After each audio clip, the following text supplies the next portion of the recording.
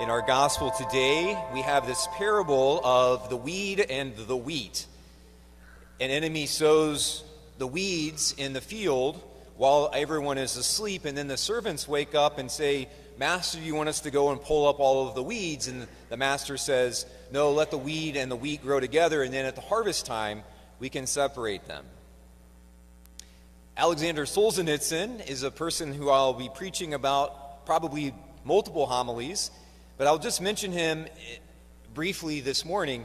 He was a person who grew up in communist Russia and was in the army, but then fell wayward and sideward with the government, the communist government, and did multiple terms in Russian prison camps.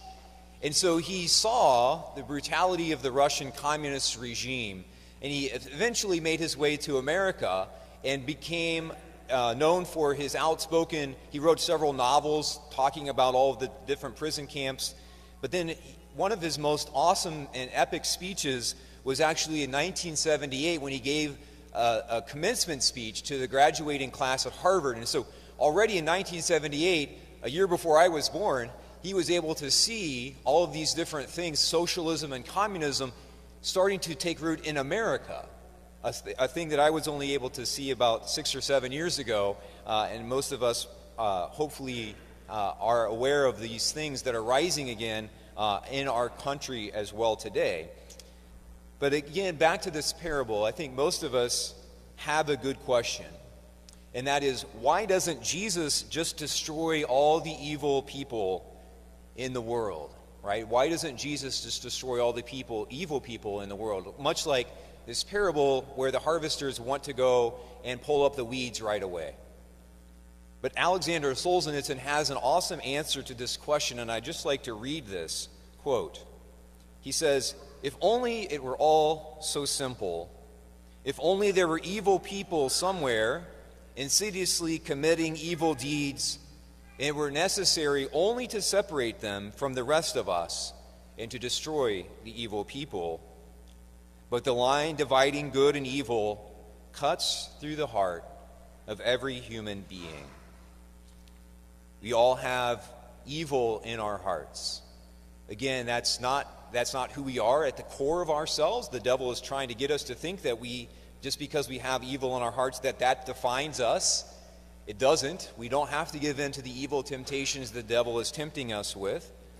But we're also not allowed to give up on anyone. And I think that's a really important thing to repeat. We are not allowed to give up on anyone.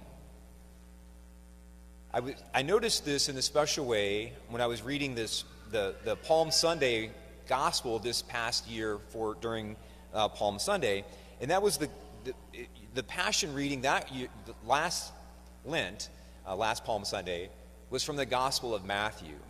And I noticed something that I had never noticed before. In the Matthew's Passion, both of the thieves, it says, reviled Jesus. So both of the thieves that hung on either side of Jesus were reviling him. And I had always been more familiar with Luke's gospel, which says that the good thief, to one side of Jesus, turns to Jesus and says, "Lord, remember me in your kingdom." And then Jesus says, "Today you will be with me in paradise." What I took away from that observation in reading Matthew's gospel this past Palm Sunday was that even at that moment when they first were hung up, both of the thieves were reviling Jesus.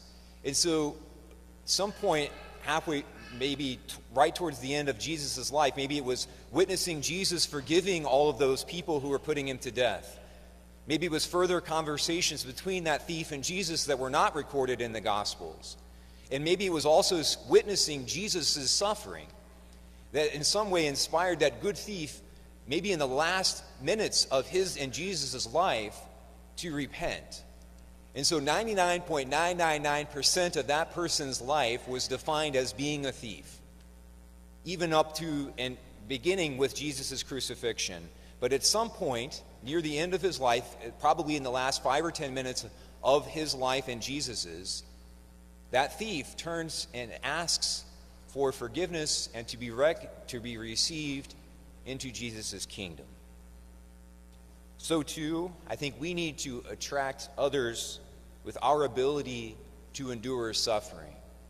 our ability to forgive those who are persecuting us, and to preach and inspire conversion in the lives of those who would have otherwise been cast into the fire for all eternity.